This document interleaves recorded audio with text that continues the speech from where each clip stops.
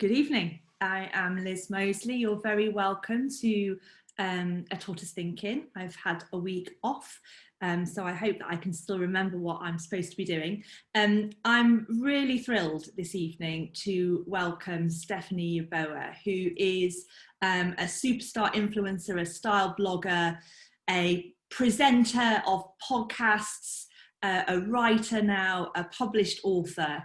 And one of my favourite Instagram accounts to follow. She's also, we were just chatting before the thinking started, she's also the world's busiest woman at the moment. So we're very grateful to her for sparing an hour to come and talk to us about her life and her work and herself. I came across Stephanie, I think it was about a year ago, but time is a very strange thing. It was before COVID is all I can say.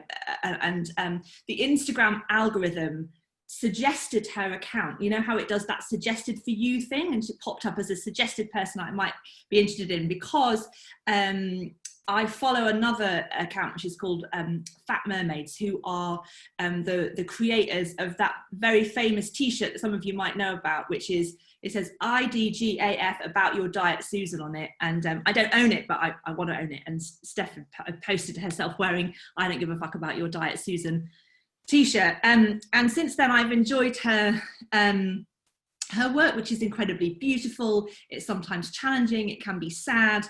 And so I was thrilled when you announced the world that your first book was coming out, Fattily Ever After. It's out now. And we're going to talk about some of the stuff that you write about in it. I read it in my week off. I read two books in my week off. One was, both were brilliant. I read Tracy Thorn, who's the singer of Everything But the Girls, book called A Teenager in Suburbia, and I loved it because it was everything that I recognised, and the things that she was writing about, the things that she was seeing when she was growing up as a kid in the 70s and 80s in a suburban village were things that were really familiar to me. And then I read Stephanie's book, and I loved it for different reasons, because there were all sorts of things throughout it about which I knew nothing, and emotional experiences that were very different from ones that I have had. And it's kind of like a stealth attack mode book, in that it's lurked in my brain. I caught myself thinking again about it. It really has sort of stayed with me. And the reason why it's surprising is because it's so much fun to read, and yet it's full of quite hardcore things. And I think that's an amazing sleight of hand, Stephanie. And I wonder, given that this is your first book, how on earth did you go about putting it together? And because it's quite a hard book to describe, really. It's hard for me to say what it is. How would you describe it to somebody? It is quite a hard book to describe, actually, because I knew that I didn't want it to be a straight up memoir, because I just felt like my life is too boring. Like, I don't have enough to fill a book regarding my life. So I guess I see it more as like a handbook, a guide to navigating society when you exist within different intersections. So it's more like a guide with little bits of my life thrown in for context. I don't know if there's like a shorthand way of saying that, but I would probably just call it a guide. It's a sort of feel good and feel bad book, depending on how and where you come at it. And that's very much the sort of experience a lot of your social media work has the same vibe about it. You're existing in the same moment as somebody who looks incredible, is really funny, has a supremely optimistic kind of package and worldview, at the same time as acknowledging sometimes, they're really tearful, difficult things. There was a blog post that I read, started something like, I want to tell you that I'm feeling bitter, which was when you were having a really down day. And I think that there's something very skillful, although it seems very natural when you're doing it, to be able to sort of draw people's emotions out in the way that you do. Is that something you're conscious of? Did you always know that you had that kind of talent? Oh gosh, you know what, I didn't, and this is something that a lot of people tend to pick up on, and I'm so unaware sometimes of when I'm writing, because I feel like I'm a relatively new writer. I'm still kind of learning different ways to write and all of these things. But one thing that I've tried to be consistent in is being vulnerable and being publicly vulnerable, because for me, I have found it both being an influencer, but then also as somebody that when I was younger, I was very shy and I was very introverted, and I never used to talk to people about the things that I was going through, both at school or just personal things. I used to keep everything inside. And so when I got to a point where I started writing in my diary, I found it really cathartic. But then also I realized that the things that I was talking about regarding body image and all of these things, there were other people out there that were feeling exactly the same. And so I remember on my blog when I started writing about my body positive journey and self-love and really talking about some hard-hitting subjects, I just kind of, my way of, I guess, processing things is to just put it all out there and then just sort of back away from my computer, because it's kind of me decantering my thoughts into an inanimate object, which is the laptop. And then stepping away from it and then just seeing what happens afterwards. And so for me, it was definitely a big thing for me to be vulnerable, because existing as, you know, a Black woman, we grow up being told by our parents and by society that we have to be strong, we have to have a stiff upper lip, you can't let anything faze you, you're supposed to be, you know, strong Black woman, and all of these other stereotypes that, you know, sound great but are often quite dehumanizing. And so it was a case of me trying to shed that, and also shed this kind of thing that is in the influencer world, where everything is great and sunshine and roses, and everybody always posts the great stuff about their lives, and nobody really posts, you know, the rubbish stuff that happens. And for me, I've just always been very real. Like, I'm not somebody that just wants to highlight the good. I think it's important to highlight the bad, because, you know, it presents you as more personable and relatable, but then also it's important to kind of, I think, highlight the rubbish stuff that happens to us as well, because sometimes when you have an isolating thought, it feels a lot worse in your head than it could probably be. So when you kind of share that with people, then at least it's a discussion that you can, you know, talk about and process and unpack. And that's what I try to do with some of the subjects on my blog, and especially with that the one about the bitterness. Like, that was a very scary one to to upload, because I was very scared as to how people would view it, but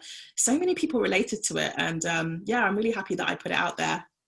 There's a bit at the very end, I want to get into the meat of the book in a sec, but the very end, towards the end of the book, where you say, I've had some kind of online presence for like 12 years now. You know, you've been doing this for a long time. You started when you were really young, obviously different platforms and different formats and stuff like that. And you said, I reckon that, you know, 70% of the interactions that I've had with people have been abusive and or fat shaming in some way, shape or form in that time. And that really took my breath away.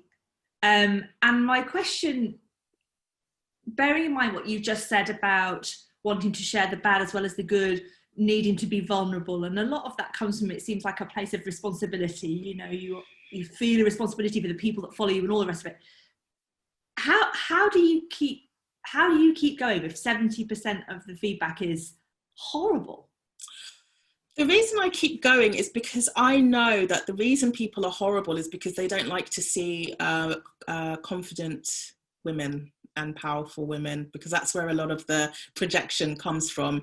A lot of what I get is predominantly negative about my weight, and you know, it's just this thing where people don't like to, and I say society, I'm just generalizing here, but they don't like to see women who are confident in their skin, who they feel shouldn't be confident in their skin. I get a lot of people projecting. I get a lot of people calling me fat, which is not a word that bothers me, because that's literally what I am. It is a body type. I get people being very upset when I say that I own the word fat, because they're trying to use it to intentionally hurt me, but it doesn't.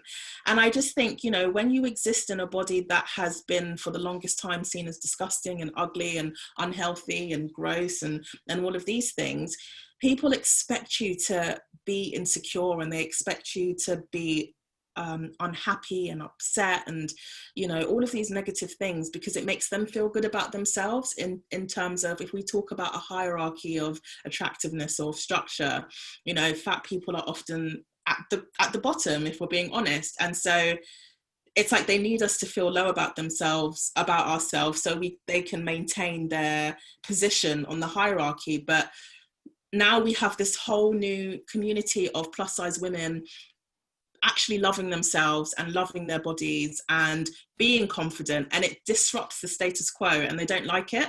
And so for me, it's almost like their tears just spurn me on to be even more unapologetic and more confident, you know. And when it comes to trolling, I either do one of two things. I either block them or I troll them back to the point where they block me.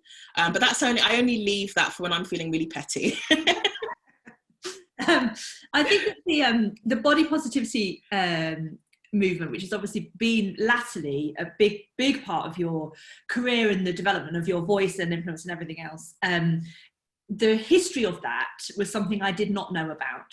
And I think is a really helpful, because you kind of start there in the book in a way. It's a sort of jumping off point for a lot of the other things that you then go on and break down to do with Black women and fat Black women and all of the other things about the intersections in society. So I think it might be helpful tonight to just do a bit of a Cheats guide on where body positivity came from and where it is now, and some of the ways that you're trying to tackle that and reclaim it in a way. Yeah, sure. So with body positivity, there was a very, very short wave, the first wave in the 1950s/1960s by some women of color, but it was kind of, it literally lasted about 3 or 4 years or so. It was a very small community in America, and that was kind of quickly shot down because of all of the upcoming trends that we saw in America. You know, Farrah Fawcett, we had like the beach body, lean body, then we came into the 90s with Kate Moss and like the kind of wave cheek trends that we saw, and so it kind of quietened down for a bit. And it wasn't until sort of 2008, 2009 that we started to see a movement, this movement being regenerated via social media platforms such as predominantly Tumblr. So it was predominantly Tumblr and Facebook groups that we started to see the body positivity hashtags being used. And these hashtags were being interjected with the fat acceptance hashtag. And it was predominantly Black plus size women and women of color who were uploading images and videos and GIFs and artwork and essays about how much they love their bodies, and, you know, how difficult it is to navigate society when you exist as not only a larger fat woman, but a Black woman or like an Asian woman or a Latina woman. And it became a safe space for communities and people who exist in bodies that do not have the same societal privilege as everybody else, for us to talk about our issues and for us to celebrate our bodies and find friendships and find, you know, new places to buy clothes and all of these kinds of things. And what happened was this movement slowly made its way to Instagram. It was still quite underground. However, we began to see a huge rise in fashion influencers and predominantly plus size fashion influencers, both in the UK and in the US. And so we are sort of around 2014, 2015. Influencers are like the new thing. It's the hot new industry. We are seeing loads of influencers being used by brands in campaigns. And what we found was that, you know, plus size influencing became a huge thing. Suddenly we saw brands such as ASOS and River Island and H&M creating plus size clothing because of influencers and us showing how we can dress. And brands started to notice the body positive hashtags that we were using and started creating campaigns about, you know, different body types, and, you know, you should love yourself at any size, and all of these great body positive campaigns that we all come to know and love over the last 5 years or so.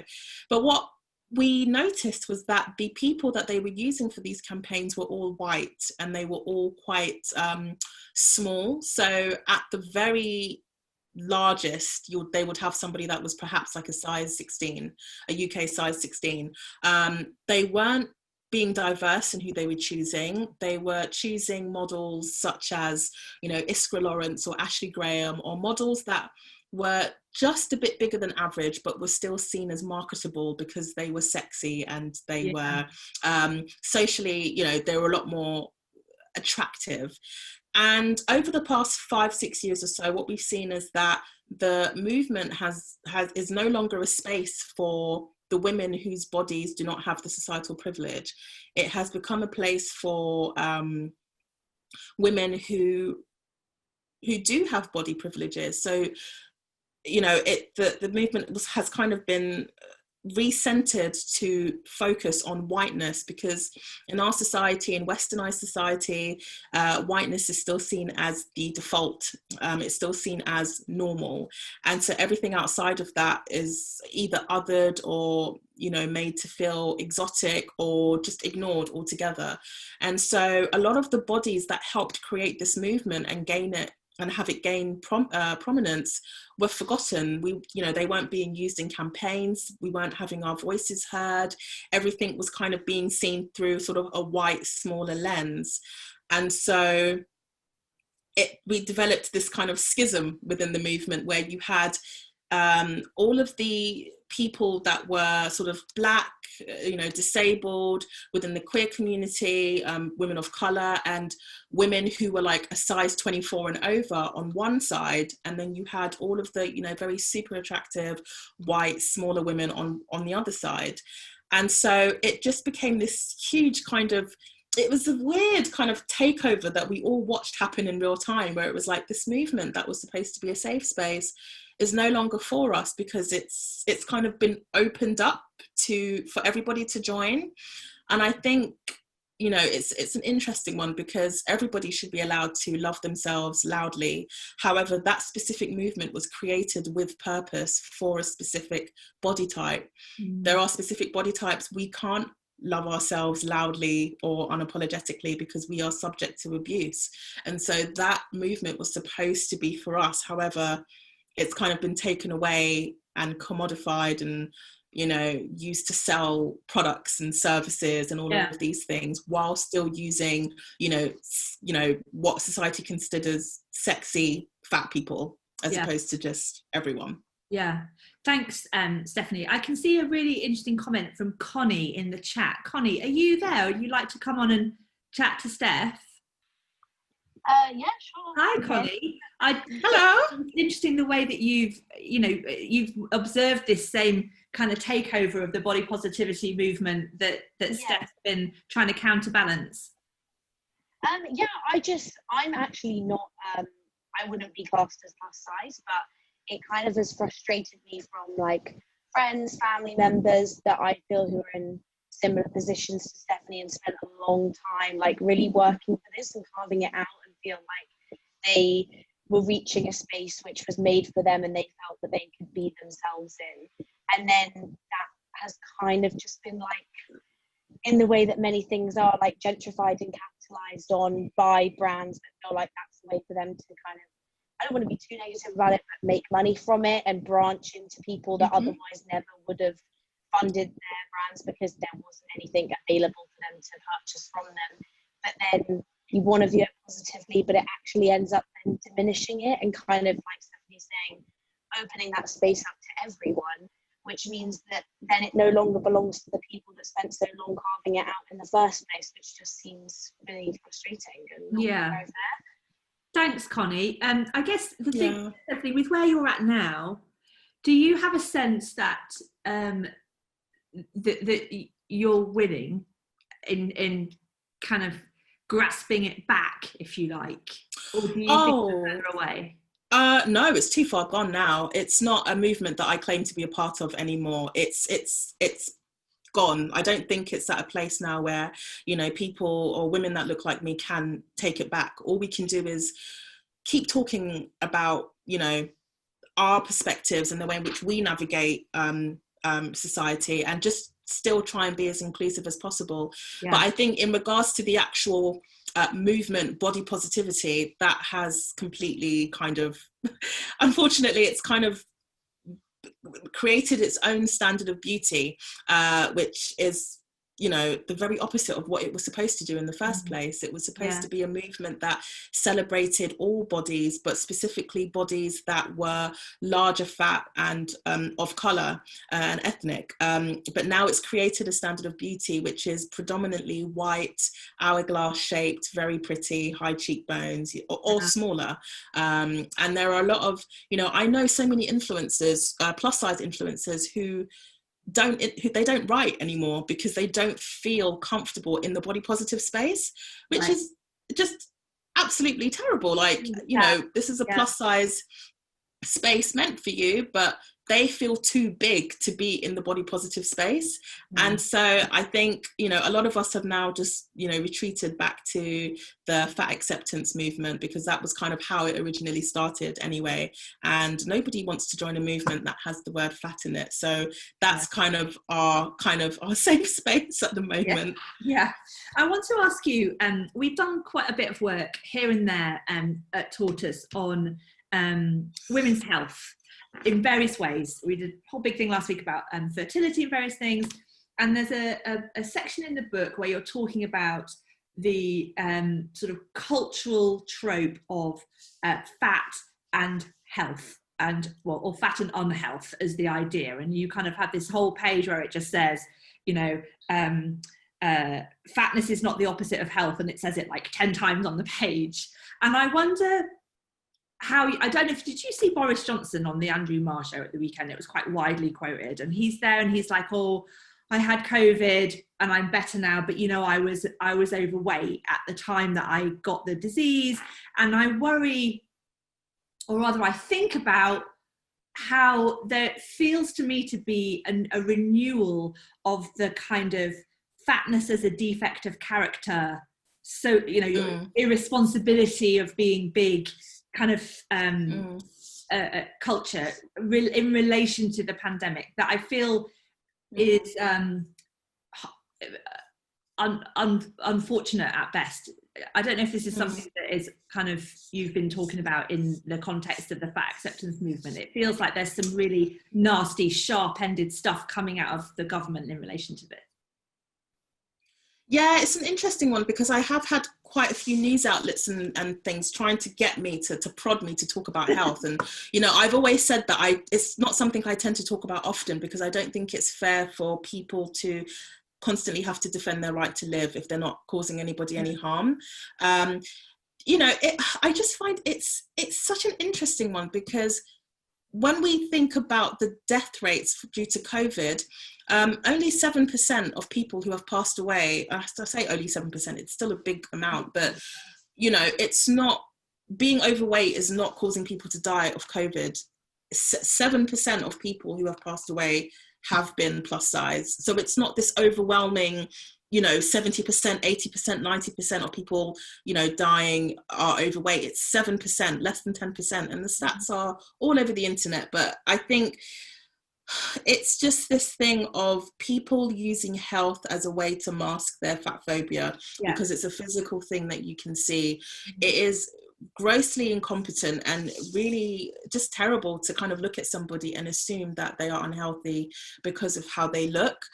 This is something that a lot of people within the body positive space have to deal with on a daily basis. Even people that are healthy, people that work out, people that eat right, that just might be bigger. We often have to be told by people that we're going to die by this age, and this is going to happen and that is going to happen.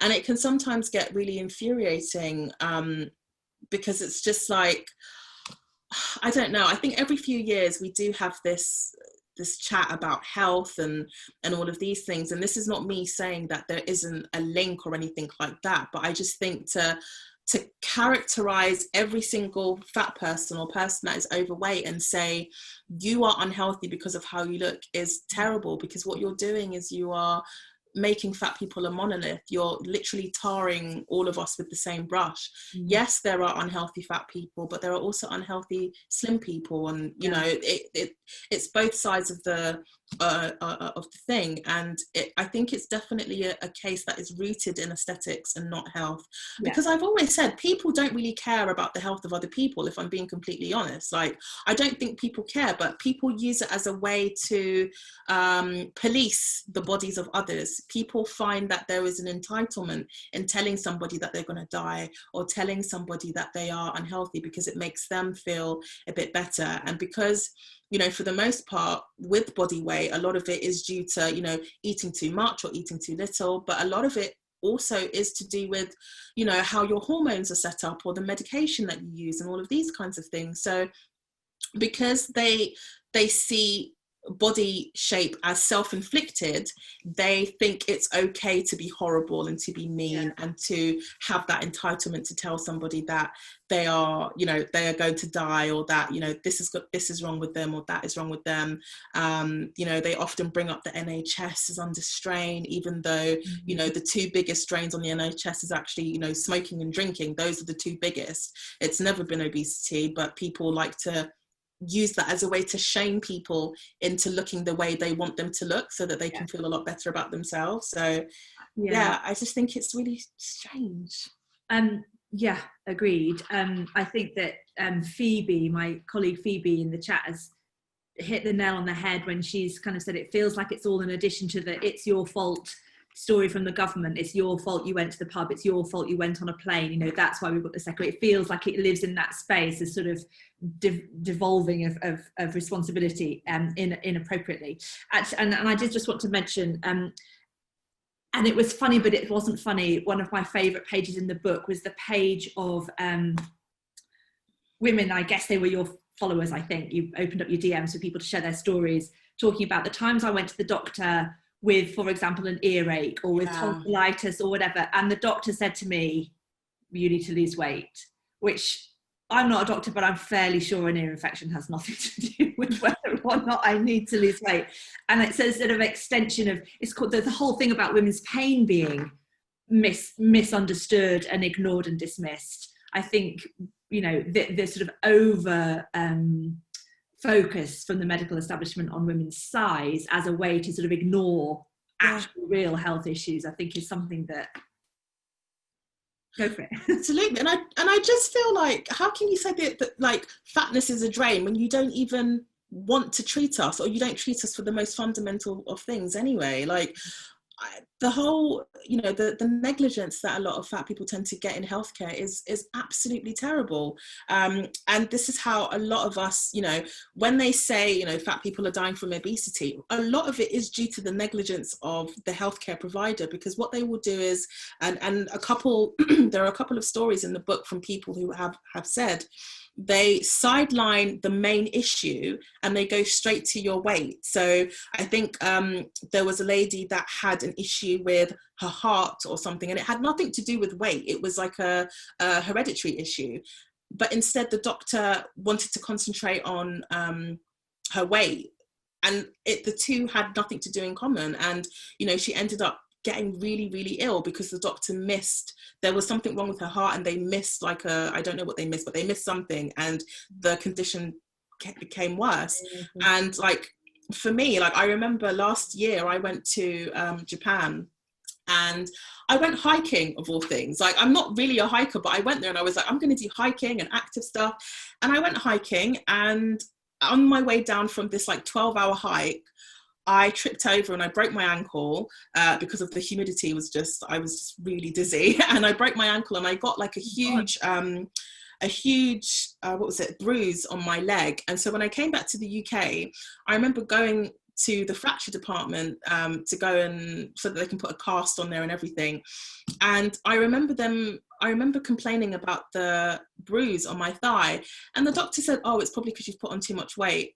And I'm just like, no, it's because I tripped down a mountain. Like, I rolled down a mountain because I was hiking for 12 hours. It's not because of congealment of fat around my thigh. It's literally like, one has nothing to do with the other. And so, I just find it, really, really tiring how biased the healthcare industry can be towards fat people. Like, it's horrible. And the way that we are spoken to as well, like making us feel ashamed and low, it doesn't help. You know, there are so many stats that say shaming somebody into losing weight will actually have the opposite effect. It doesn't do anything. All you're doing is creating stress and depression and lowering that person's self-esteem. It's not, there's nothing empowering about shaming somebody or talking about their weight. Yeah, absolutely. Right, I'm going to go to, I hope I pronounced the name right, Emrys, who's asked a jollier and more upbeat question than the horrible, relentless fat shaming and medical sexism. Emrys, are you there? Are you able Hello, yes, can you hear me? Hi, hello. Hi. About Really weird. using Instagram as a force for good. Yeah, I'm just really interested, Stephanie. It's been a really interesting discussion so far. I don't want to sideline from actual weight and women issues on a more general discussion about women's health, but I've been really interested in this year in hearing from lots of different journalists talking about social media needing to take more responsibility in various forms on Facebook and in Instagram. And I couldn't stop thinking about that when you were talking about Instagram being like a force for good, in terms of you getting on it and talking to people who have had similar issues with you, and then or not issues, but you know, discussing common feeling, and then that sort of feeling from Instagram then being able to pressure big companies such as ASOS in having plus size models. And it does feel like a really good thing that has come from social media. Therefore, it feels like a really difficult tightrope between social media being this force for change, in the case that you've described, then also being quite a pernicious influence, as I'm sure we all know. So I was therefore just wondering what, how you sort of use social media, whether there's any sort of particular tips, or you know, the way you use it, whether you follow certain people in particular. And secondly, whether you feel like where a lot of my friends at university are dropping from social media, you know, it's very common to find people don't have Instagram anymore among people early 20s in my case. Whether you think that's a good thing in the case of then not being able to be a force for change, as in missing out on that grassroots impactful aspect that you just described. Yeah, thanks.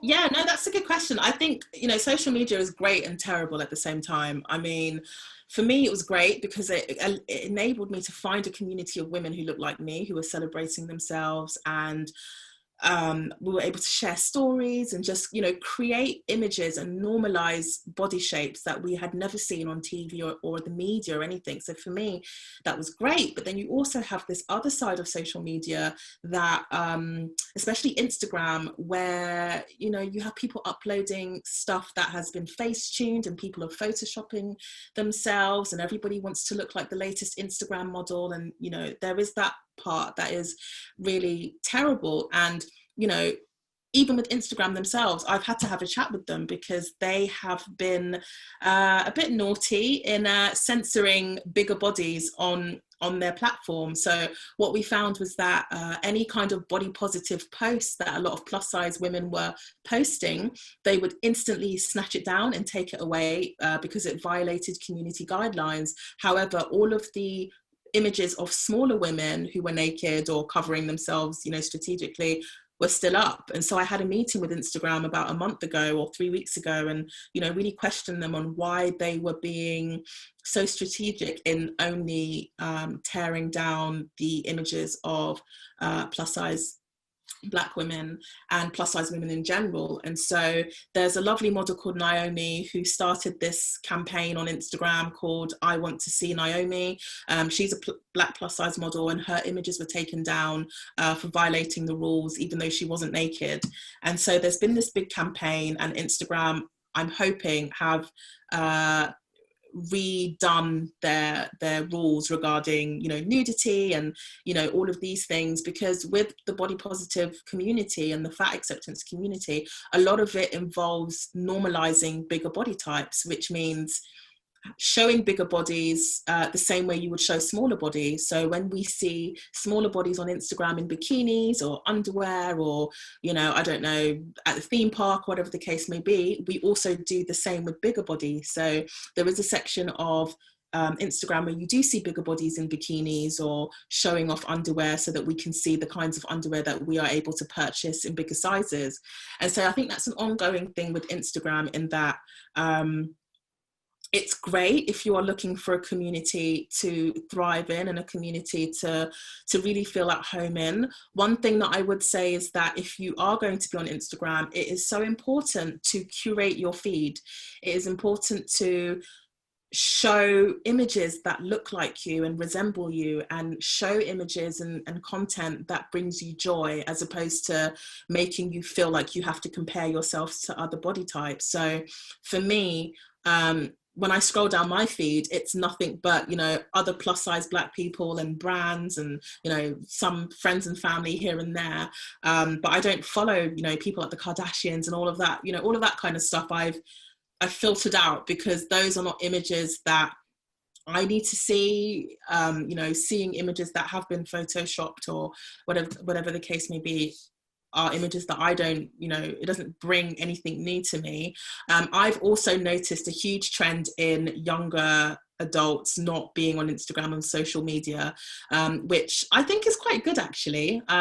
Gives you a bit of headspace. You're not quite bogged down in the social media. But if they did want to kind of look for imagery and content that brought them joy and, you know, made them feel good about themselves and their bodies, they can always join Instagram, but it's just a case of finding the right hashtags to use and finding the right pieces of content that will filter through your timeline. Because what will happen is, the more images you look at that make you happy, Instagram will change the algorithm based on that, and it will begin to show you images similar to that. So if your friends do want to join Instagram, they can join, but they just need to immediately start following, you know, the happy body positive images. And what will happen is Instagram will learn from that, and then it will only show them, you know, body positive images in their timeline. Brilliant, Steph. Thank you. There's a couple of really good questions coming in. I want to make sure oh yes, so time to chat if it's okay, because while we're talking about let's try Nia, and then I'd love to come to Emma Ferguson after that. But Nia John, are you there? You had a question about TikTok versus Instagram and the different business models and how that might affect plus size influencers. Nia, are you there? Nia John. Yes, hello. Hello. Hi. Yeah, so I was just wondering so with Instagram, if you're an influencer, the only way you can really make money off it is by working with brands. Whereas with some other platforms like TikTok, they've got like a creator fund, so you can get a wider diversity of content. And it's not necessarily as aspirational as things like Instagram. So I'm wondering if you can see that maybe fat positivity might migrate to these other platforms where it's going to be rewarding different things. Interesting.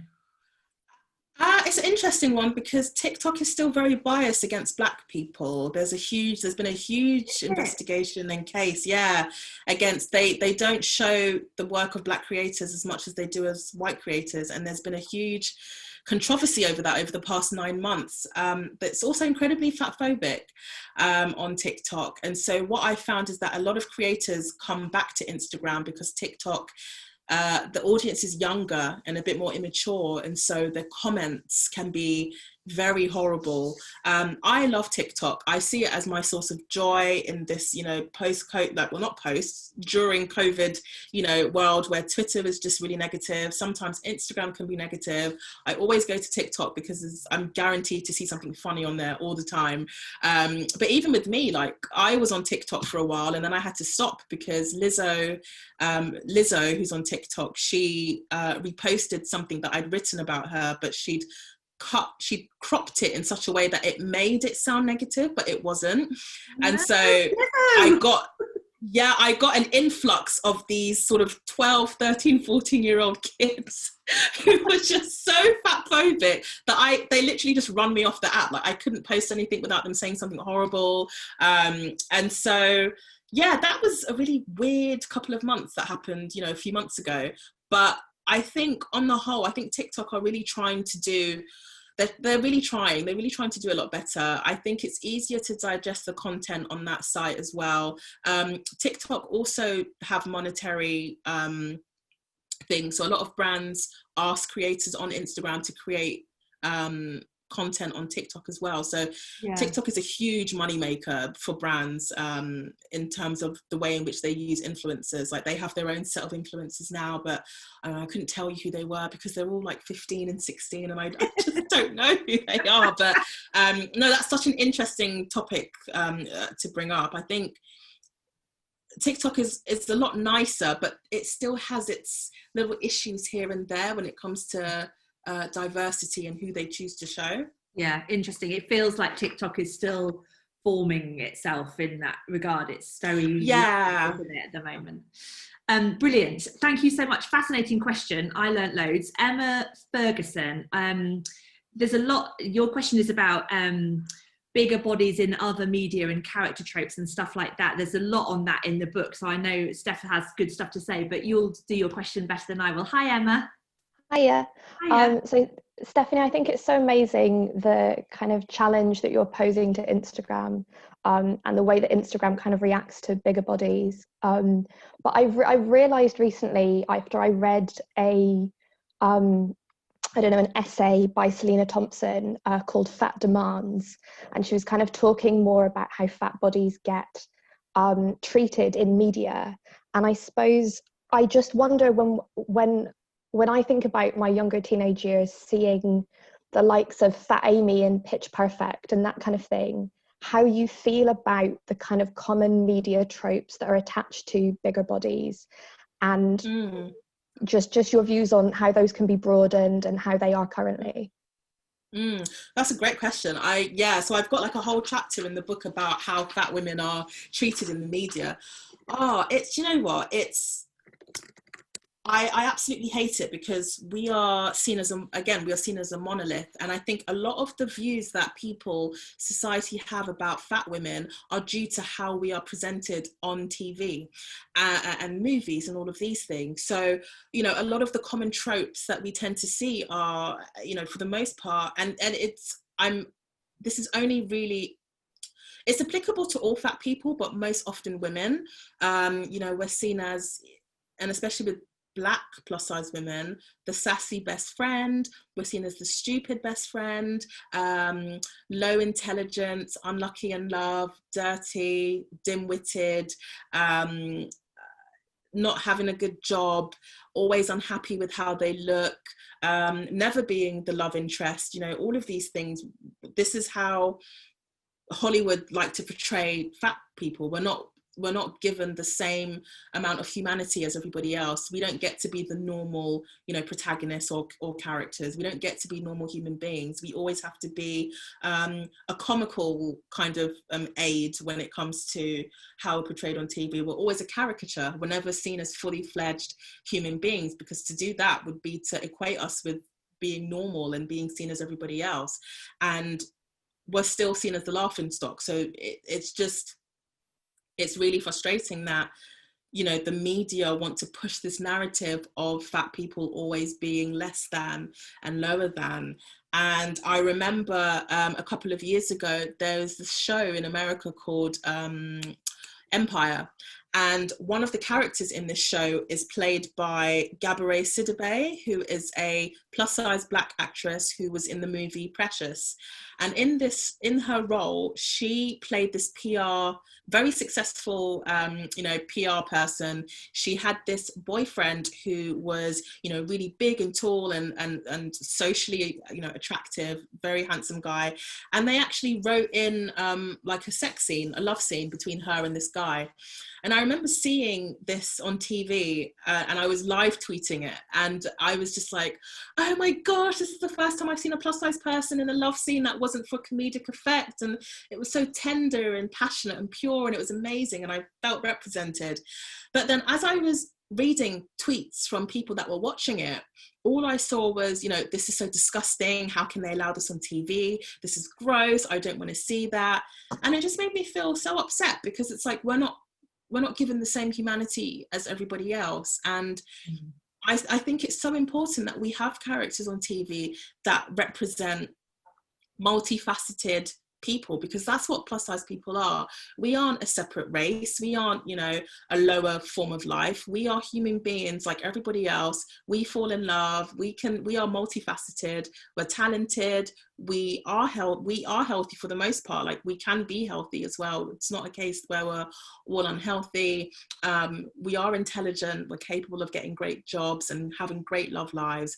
And this is the way that we need to be portrayed. But as long as society and people see us as less than, then we're going to consistently be portrayed as these, you know, caricature side characters that have you know, no substance or anything to us. So I'm hoping in the future it's something that can be changed, the powers that be. Steph, this year's been a huge year for you personally. It's been a really weird year for the world with the dreaded virus. Obviously, there's been a huge resurgence of the Black Lives Matter movement here and in the States and other countries too. Given just sometimes in the intonation in your voice, just sometimes I hear exhaustion and it's tiring, you know, to keep on banging this drum. And the sense, you know, you said before, body positivity is too far gone, let that go, you know, and these things are, it doesn't feel like they're going to be fixed tomorrow, you know. So my question is a two-part question, which is, number one, how are you doing in general? There's some tough things in your past, you know. It's not all, as you say, roses and rainbows and whatever, albeit super successful now. And secondly, you know, there's been a couple of questions in the chat about what are the ideas, what are the things that can be done that will make somebody like you in 20 years, or if you have a family or whatever, for it to be better for the next generation? How am I? Oh gosh, I'm good. Thank you so much for asking. I'm good. I'm a bit tired, a bit overwhelmed, but on the whole, it's been exhausting. It's been exhausting, what with, you know, COVID and then Black Lives Matter and, you know, having to unpack all of these things. It's been a very emotionally exhausting, I would say, during, you know, May and June with George Floyd and everything that happened with that. You know, there were loads of creators and writers, you know, talking, rightly so, about the way in which Black people are treated, you know, in the UK, in the US and around the world, and the racism that we've encountered, everything from racial microaggressions to overt racism in the streets. And what happened with that is that we had an onpouring of people who were wanting to find out more and learn more and unlearn all of the toxic, you know, negative things that they had, you know, whether they knew it or not, sort of internalized about Black people. And so not only were we expressing our pain and our heartbreak over what happened with George Floyd and Breonna Taylor and, you know, all of these other Black people that were being murdered, but we then had to also go out of our way to sort of tell people how not to be racist, or like kind of, you know, have this, you know, tell people, you know, how to be an ally and how to do this. And, you know, it was a very strange time because, you know, I've always said that when it comes to teaching people, the onus isn't on the oppressed party to tell the party that is, you know, superior or whatever. You know, the onus isn't on us to tell you how to not treat us like rubbish, if that makes sense, or like how to not be racist or how to not be this. So a lot of us kind of found ourselves caught up in having to reiterate, you know, we were getting questions like, oh, well, how can I, you know, if this happens, what can I do? What can I do? How can I do this? And for me, I literally just started saying, do you know what? Like, because to me, it was just like, comment, like, I don't want to, I'm trying not to like say it in a rude way, but it was just like, just be rude, it's absolutely fine. It's just like the same way that you would treat a situation where a building is on fire, or the rainforest is on fire, or you found out that a dog has died, or something has happened, the same way that you would treat that, just treat Black people the same. And I know it sounds really bad, but you know, the way in which, you know, when we found out that Notre Dame was on fire, people were doing GoFundMes and so much grief and outpouring at a building, but yet you don't show the same empathy towards a dead Black person. Like literally, you're gonna have to start treating us like buildings. Like, is that what it's going to take for you to have empathy for Black people? And so yeah, kind of sort of went through all of that, and it's been a bit of a, yeah, it's been quite, I've forgotten the second part of your question, sorry. That's fine, don't worry, that's absolutely fine. Do you, my boss has asked a question, and it's always, you know, useful for my career to make sure the boss's question gets asked. She would like to know what gives you joy, Steph. What, sorry? What gives you joy? What gives me joy? Jason Momoa gives me joy. Yeah. Jason Momoa. Oh, yeah, I love that man. Sometimes I'll just stare at pictures of him if I'm bored. Yeah, he gives me joy. I love him. I am a really big fan of, so I'm very much into escapism. I find that I'm always on all the time, and sometimes when you are having to deal with everyday things just existing in the body that I'm in, so not only am I dealing every day against fat phobia, but I'm also dealing against misogynoir and racism, colorism, all of these things. Sometimes it can get really overwhelming, and so my thing is escapism is what I like to do. And I'm a huge comic book fan. I love graphic novels. I love playing video games, my Nintendo Switch. I love watching sci-fi and fantasy and all of that kind of stuff. So for me, my Nintendo Switch gives me a lot of joy, because I can just sit back and play Breath of the Wild and just be taken away somewhere for like a couple of hours. And I also love reading graphic novels. I'm rereading the Sandman series. So brilliant. Yeah, anywhere where I can just be taken away is just great for me. You could be best friends with my 10-year-old son, who has just completed Zelda Breath of the Wild. So he got really... As he? Oh, it's brilliant. Oh, I love it. It is like watching a movie. I mean, it is that good. It's the most extraordinary thing. There's a couple of questions I want to make sure we go back to Olive in the chat. I liked your question just now. Activism versus looking after yourself, although maybe the escapism point that Steph just made has answered that question. Are you there, Olive? Yeah, can you hear me? Yeah, we can hear you. Hi.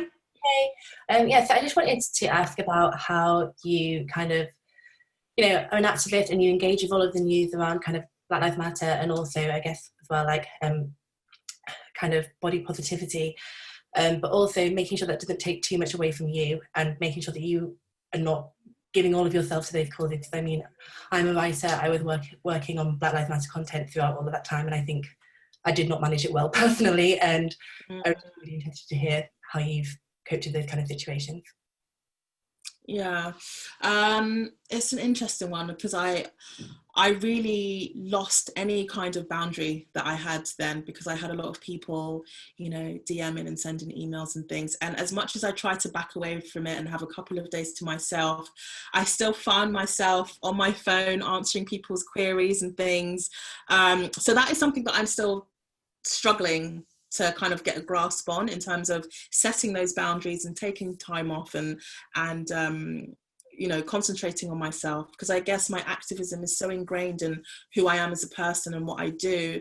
Unfortunately, me existing in the body that I'm in, even if I wasn't in this you know, activism game, and if I didn't have a platform, everything about me and how I look and how I choose to dress is political anyway. So it's exhausting just existing, looking different than everybody else. There's always something that I think, when you do look so different and you exist within different intersections, you're always going to have fuckery afoot, basically. There's always going to be something.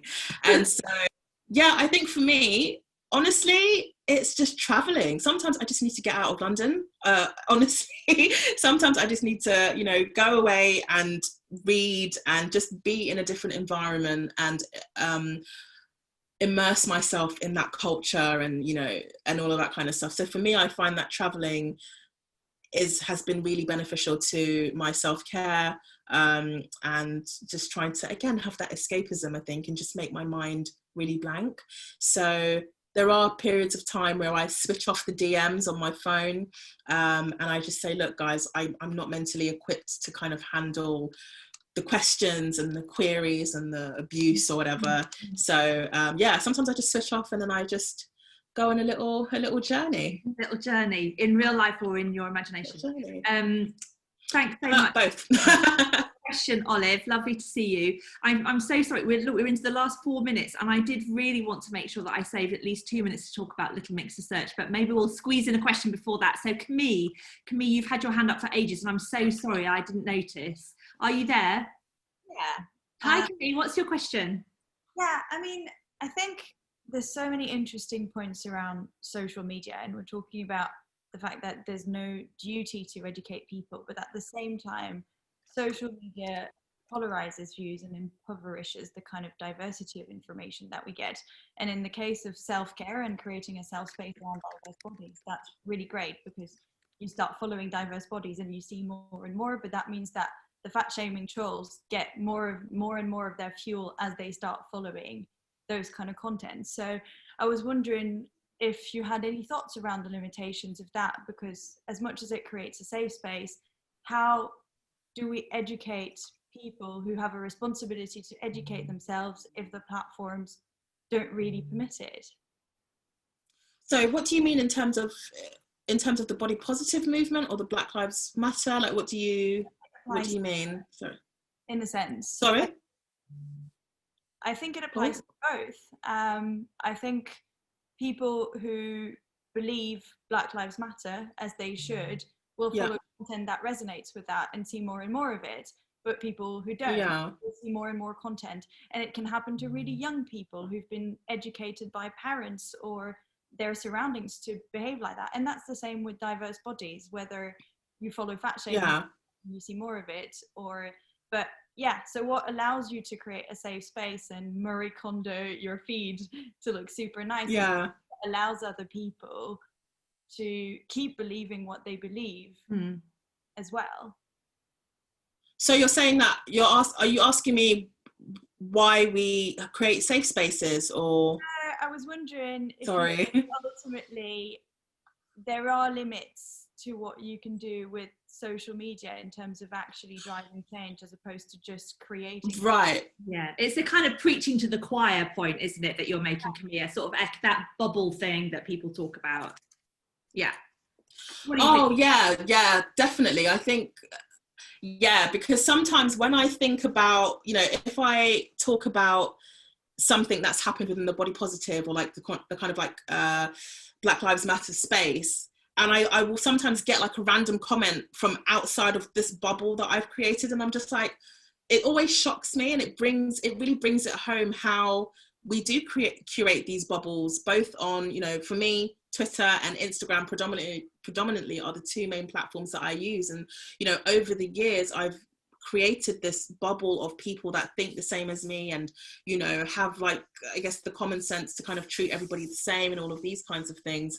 And they do often, you do often get people that infiltrate it who pretend to, be a part of the movement, but then once they get in, they start trolling and doing all of these things. So it's a difficult one. And I think that's one of the reasons why, as much as I always say, we shouldn't have to, teach people how not to do, how to not do this. And as much as I say that the onus isn't on us to have to consistently teach people things, there is a degree of us, every now and again, explaining to somebody who is outside of our circle, look, you can't think this way because X, Y, and Z.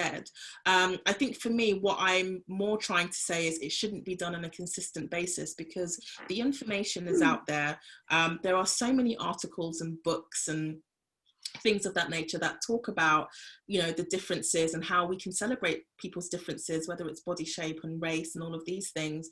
But I think for me, the problem arises is if and when people get lazy and they expect to kind of be signposted to information when literally Google is right there, and you can type in how to not be racist or how to not fat shame. There will be loads of articles that have been written by people of color and you know, fat people, where you can do the research. So for me, it's just a case of trying to weigh up how often we talk about these subjects outside of our spaces. And that's why I wrote the book, in a sense, because I just think there needs to be like a tangible, something solid that people can read if they want to know more about a specific movement.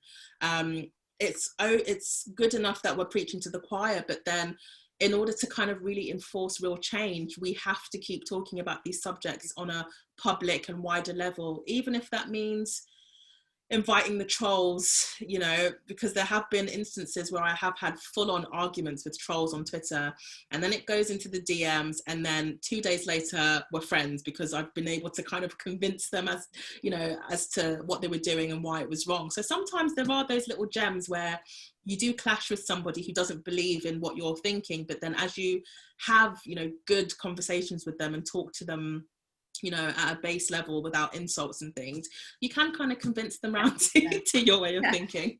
That's good to know. I mean, it's almost perfect that we've ended up, that's kind of why I've written the book. It's like a nice, neat ending to our time.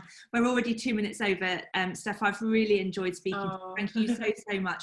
If you haven't yet bought the book, do yourself a favour and get yourself a copy. It's really smart. You will definitely learn stuff. It will make you smile. Heartily recommend. There it is. Look, show and tell. There it is. That's me. And two last things. Firstly, really quickly, who's going to win the search? Do you reckon? Which group? The girl band. Girl vocal. Absolutely. The girl vocal. Yeah. Yeah.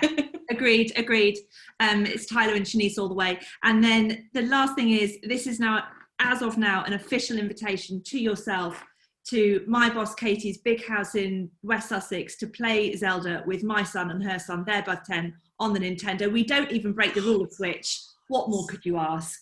Get yourself down. Oh my God, that would be amazing. We'll all have a little break down there in Katie's big house. It's been so lovely. Absolutely. She's there. It's been so lovely to speak to you. Thank you so much. Thank you to everybody else who's come along today. We're starting bright and early in the morning with a thinking at 8 a.m, can you believe, about the job market and whether an algorithm can make a fair and unbiased assessment of somebody's suitability to apply for a job. Slightly different content, but will nonetheless be interesting. Thank you so much to Steph and to everybody else. Have a lovely evening. Bye-bye.